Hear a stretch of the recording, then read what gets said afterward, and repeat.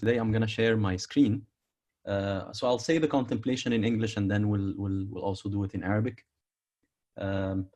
So you know that this week we're talking about Christ, the bread of life. Christ is the bread of life. And I know that, of course, on Sundays we do talk about the readings of the Sunday.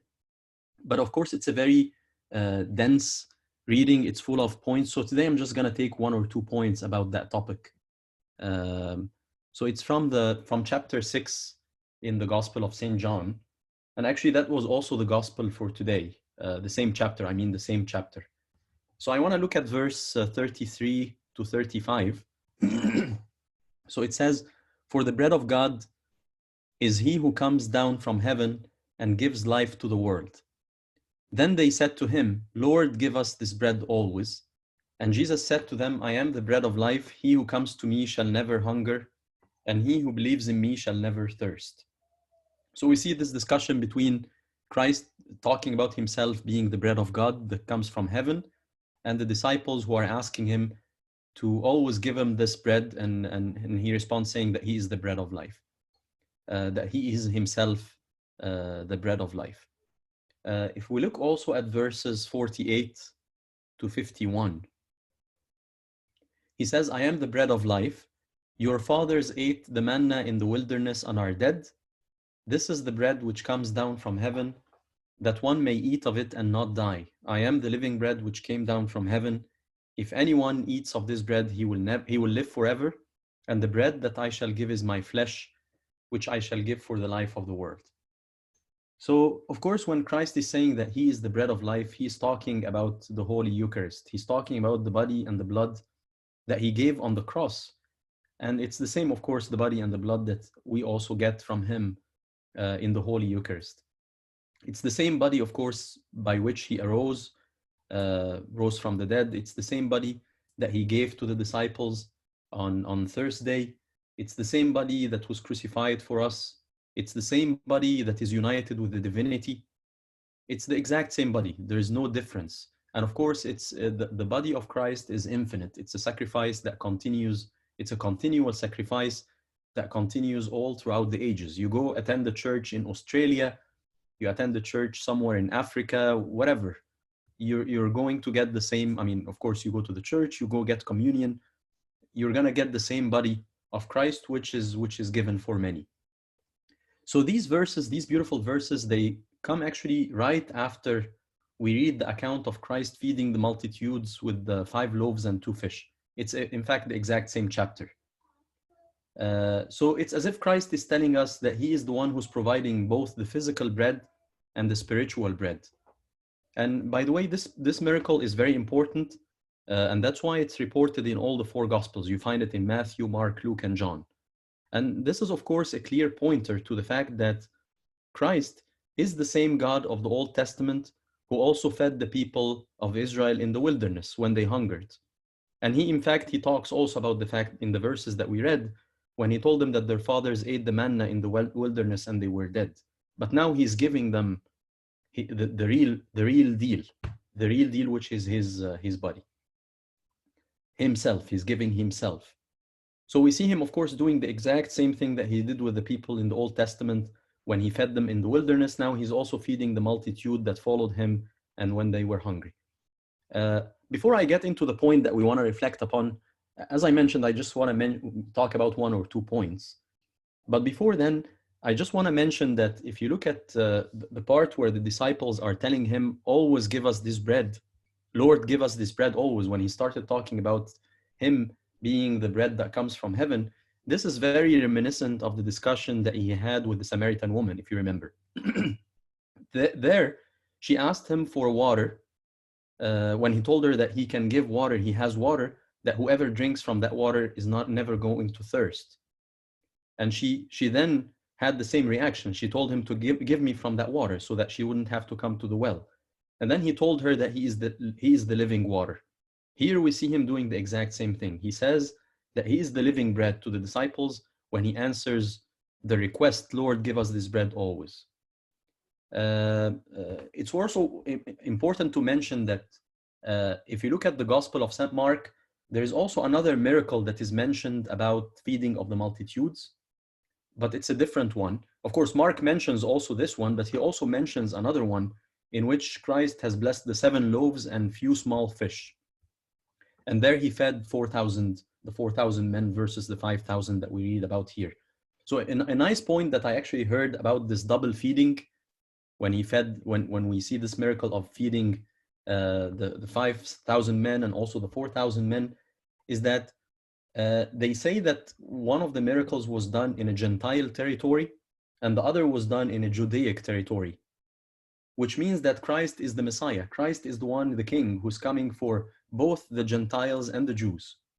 And even the fathers go on and contemplate and say, for example, in feeding the 5,000, there were 12 baskets that were left over. And that is, of course, a symbol of the Jews, because we know that when we talk about the 12, there is the 12 tribes of Israel, there is the 12 apostles. And then with the feeding of the 4,000, we know that 7 were left over, and that is a symbol of the nations, because we know that 7 is usually a symbol of the fullness, which means the rest of the humanity or the rest of the humankind. So Christ is essentially the bread of life for all, for everyone. And we know that bread is very important. If you look actually at history, there are cases in history where wars started because the price of the bread went up. When the price of the bread goes up, people can't find food to eat. And that immediately could lead to problems like war and so on. I mean, what we do in our lives, we all work to get bread on the table. And of course, saying get bread on the table, that entails all the effort that people keep putting, all of us keep putting, in order to have the sustenance, in order to provide for ourselves and our families and so on. So that's what we do with the physical, of course, with the physical bread. But the point that we want to contemplate about today is that if you look at the earthly food that we work for, which is something that perishes, we work so much for it. We can work all our lives to be able to go around that, to go after that bread that feeds our earthly bodies. But then the question is, how much do we need to prepare ourselves when it comes to the spiritual one, which is taking the bread of life?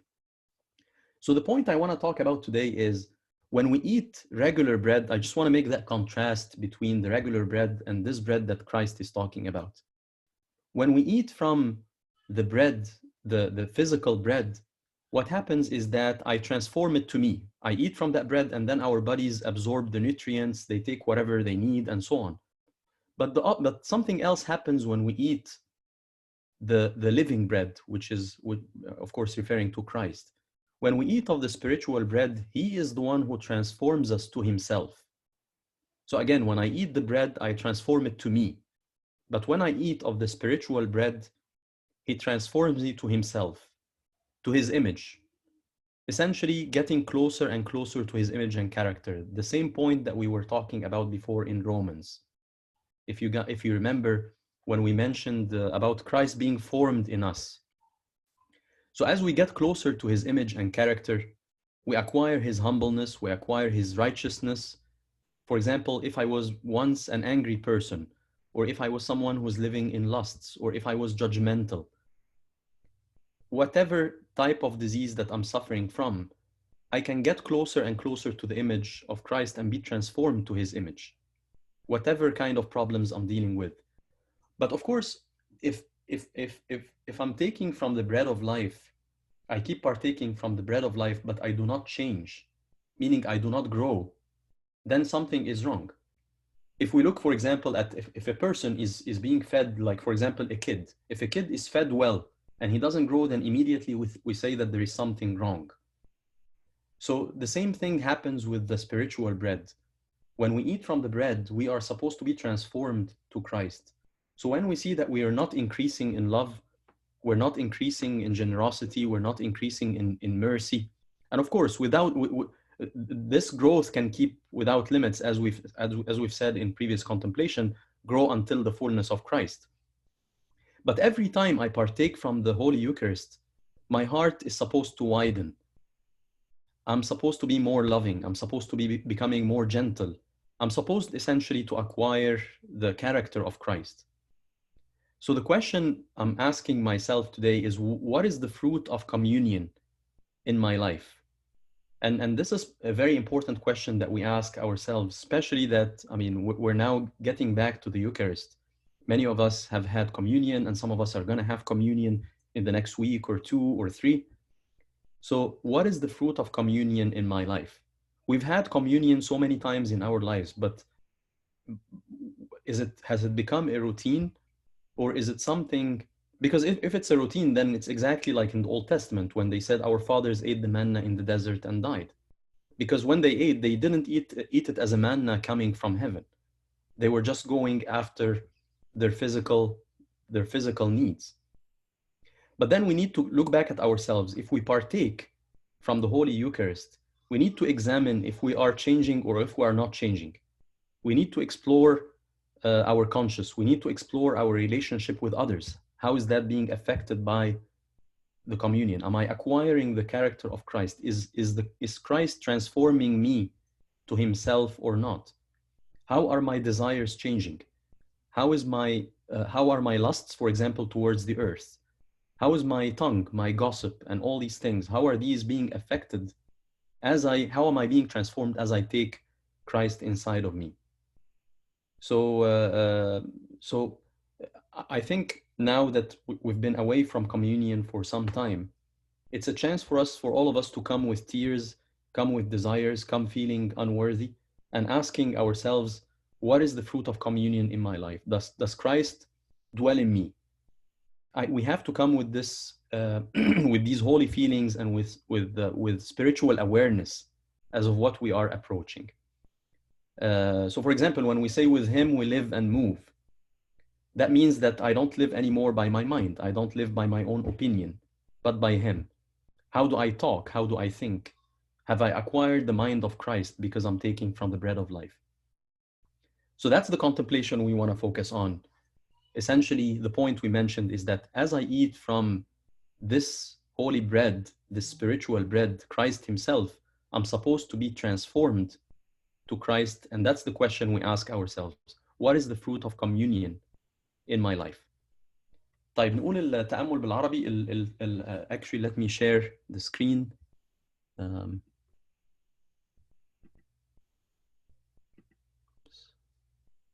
فين العربي؟ معلش سامحوني.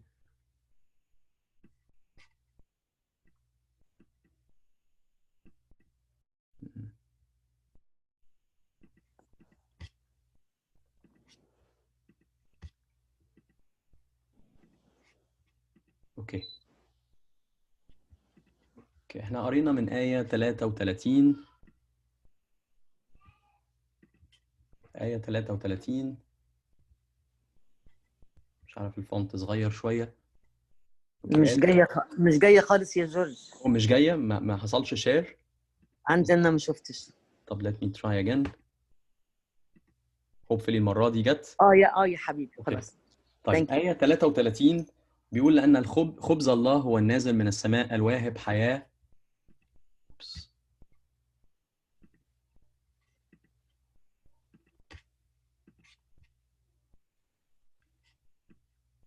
أنا مش عارف هل أنا disconnected ولا. yes. أوكي معلش سامحوني. take your time حبيبي. لا جورج أنت إحنا we're fine now we can see this. أوكي لأن خبز الله هو النازل من السماء الواهب حياة للعالم. Sorry for the technical difficulties.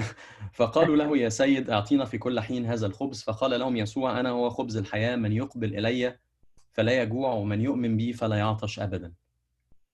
المسيح بيتكلم عن أنه هو خبز الحياة. وفي آية 48، وطبعا ده الموضوع بتاع الأسبوع ده، آية 48 أنا هو خبز الحياة أباءكم أكلوا المن في البرية وماتوا. يعني هو بيقارن ما بين نفسه وما بين المن اللي ربنا كان بيديه في البرية لشعب بني إسرائيل لما جاعوا في البرية. هذا هو الخبز النازل من السماء لكي يأكل منه الإنسان ولا يموت. أنا هو الخبز الحي الذي نزل من السماء، إن أكل أحد من هذا الخبز يحيا إلى الأبد، والخبز الذي أنا أعطي هو جسدي. هو جسدي الذي أبذله من أجل حياة العالم. طيب الموضوع اللي احنا بنتكلم عنه إن طبعا خبز الحياة ده هو بيتكلم عن سر الإفخارستية، التناول. جسده ودمه هو ده نفس الجسد والدم اللي اتسفك على الصليب. هو ده نفسه اللي احنا بناخده في التناول، يعني بكل ما فيه. هو ده نفس الجسد حتى اللي اداه للتلاميذ قبل الصليب نفسه في يوم خميس العهد. هو ده الجسد اللي اتصلب بيه، وهو ده الجسد اللي متحد باللاهوت. يعني هو نفس الجسد ونفس الدم. فالآيات اللي احنا قريناها النهارده دي من نفس الإصحاح اللي هو يوحنا 6، نفس الإصحاح اللي في أوله بيتكلم عن معجزة إشباع الجموع لما أشبع 5000 ب5 خبزات وسمكتين. المعجزة دي مذكورة في كل الأناجيل، في الأناجيل ال4. وفي معجزة يعني شبهها، بس هي معجزة تانية برضو مذكورة مثلا في إنجيل مرقس، بيتكلم عن إن هو أشبع جموع، بس بيتكلم عن سبع أرغفة وقليل من صغار السمك. فنقطة حلوة كنت سمعتها يعني في الموضوع ده، إن المعجزتين دول اللي هما أشبع فيهم الجموع، واحدة منهم بتمثل إن هو المسيح وصل لليهود، اللي هي المعجزة اللي هي موجودة بتاعت 5000. لأنك فضل في الآخر لو تفتكروا فاضل يعني 12 باسكتس، يعني فضل 12 قفة مليانين من الكسر. وال12 عدد 12 ده بيرمز لليهود، بيرمز يعني للترايبز بتاعت إسرائيل، للقبائل بتاعت إسرائيل. وبيرمز كمان للرسل. وبالنسبة لل4000 بنبص نلاقي إن فضل في الآخر سبعة ليفت اوفر. ودول رمز، يعني رقم 7 ده دايما بيمثل يعني الكمال، يعني معناه ان المسيح يعني هو خبز الحياة لكل العالم، لكل البشرية. يعني النقطة اللي عايزين نتكلم فيها النهاردة هي نقطة بسيطة خالص. احنا دايما يعني لما بنتكلم عن الخبز اللي هو الجسدي، اللي هو احنا بنجري وراه كلنا يعني في حياتنا، الخبز ده انا باخده علشان جسدي يستفيد بيه، يعني باخد منه الغذاء بتاعي، باخد منه اللي انا عايزه. انما الخبز طبعا اللي بيتكلم عنه المسيح، هو بيتكلم ان هو خبز الحياة. المفعول بتاعه مختلف تماما. المفعول بتاعه ان المسيح بيحولني ليه، بيحولني لصورته، زي ما كنا اتكلمنا قبل كده، الى ان يتصور. يعني كنا بنتكلم عن ان يتصور المسيح فينا. يعني احنا نبتدي ناخد شكل المسيح او الصورة بتاعت المسيح. طبعا المسيح ناخد منه كل حاجة، ناخد منه اتضاع، ناخد منه يعني تغير كامل في حياتنا. لو انا شخص مثلا جوايا غضب، او جوايا شهوة، او جوايا إدانة، او جوايا اي حاجة غلط، ده ممكن يتغير بان انا بتحد بالمسيح. والمفروض ان هو يكون بيتغير. يعني احنا شفنا مثلا الاسباط، يعني شعب بني اسرائيل، ما كانوش يعني اخذوا المن في البرية وما استفادوش. يعني لان هم ما كانوش بيبصوا له على ان هو من جاي لهم من السماء، هم كانوا بس بيبصوا على الحاجه الجسديه بتاعتهم. لكن هنا احنا بنتكلم عن المسيح لما باخده، يعني انا باخد المسيح ذاته. فان كنت انا باخد المسيح لكن ما بيحصلش اي تغير في حياتي، يعني انا مثلا مش بزداد في اي حاجه في المحبه، ما بزدادش في الرحمه، في تعاملاتي مثلا مع الناس. يعني قلبي حتى مش بيبقى اوسع، يعني قلبي مثلا ضيق جدا، ما بستحملش مثلا كلمه من حد. ده معناه ان انا باخد الكوميونيون ده او باخد التناول، لكن مش بتغير، يعني باخده كانه حاجه روتين. فاحنا دلوقتي فرصه كويسه ان احنا يعني كلنا ابتدينا يعني نرجع لموضوع التناول، نشكر ربنا. يعني في ناس اتناولت، وفي ناس لسه هتتناول طبعا الكام اسبوع الجايين. فدي فرصه ان احنا نسال نفسنا، يعني انا التناول اللي كنت بتناوله على طول في حياتي ده طبعا سؤال انا بساله لنفسي، التناول اللي كنت بتناوله على طول في حياتي ده يعني ايه مفعوله في حياتي، غير فيا ايه؟ لو انا كنت باخد التناول ده وعمري ما اتغيرت، يبقى هبقى عامل بالظبط زي شعب بني اسرائيل، او هبقى عامل مثلا زي طفل مثلا بياخد خبز لكن مش بينمو. وده يبقى شيء طبعا معناه ان في حاجه غلط. يعني لو في طفل بيتغذى كويس وبياخد الاحتياجات بتاعه الجسد بس مش بينمو، ده على مستوى الفيزيكال، على المستوى الجسدي، ده معناه ان في حاجه مش مظبوطه. فلو كان انا برضو في التناول، يعني انا دايما بقرب من سر التناول وباخد المسيح كل يوم جوايا، ومع ذلك مفيش اي تغير في حياتي، مفيش تغير في فكري، مفيش تغير في علاقاتي بالاخرين، مفيش تغير في ميولي وفي طريقة حياتي، في الطريقة اللي بعيش بيها، ده معناه ان احنا محتاجين نراجع نفسنا.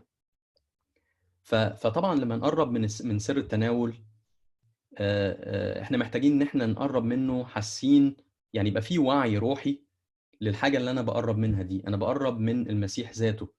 يعني احنا بنقول ان به نتحرك ونوجد، ويعني ان عشنا فللرب نعيش، وان متنا فللرب نموت. يعني هل الكلام ده فعلا كلام مظبوط، ولا أنا باخد المسيح لكن بعيش بأهوائي، بعيش بأفكاري، بعيش برأيي، بفكر إزاي؟ هل أنا فعلا أخدت فكر المسيح ولا لأ؟ فربنا يعني يدينا إن كل مرة إن إحنا نكون بنقرب من التناول نحس يعني إن فعلا في تغير، إن المسيح فعلا هو اللي بيحولنا لصورته. يعني لو فكرنا مثلا، تخيلوا حد زي يونان لما خرج من جوف الحوت كان شعوره إيه؟ واحد مثلا زي دانيال لما خرج من جب الأسود كان شعوره إيه؟ أكيد كان شعور يعني فائق للوصف. إحنا بقينا يعني أو يعني أتكلم عن نفسي، ساعات بنقرب من التناول وحتى ما نحسش بالفرحة دي. ده معناه إن إحنا ممكن الموضوع يكون تحول لروتين شوية أو تعودنا عليه. فمتهيألي حتة إن إحنا كنا بعيد عن التناول يعني فترة، ده ممكن يدينا منظور جديد. يعني ممكن نبتدي نحاول نفكر، إحنا كلنا عندنا اشتياق إن إحنا نرجع نتناول تاني، فممكن نبتدي نراجع النقطة دي جوانا. أنا إيه ثمار التناول في حياتي؟ إحنا تناولنا كتير قوي في حياتنا، إيه ثمار التناول في حياتي؟ هل فعلا غيرتني وخلتني على صورة المسيح ولا لأ؟ يعني نتأمل في النقطة دي النهاردة ولإلهنا المجد دائما أبديا، آمين.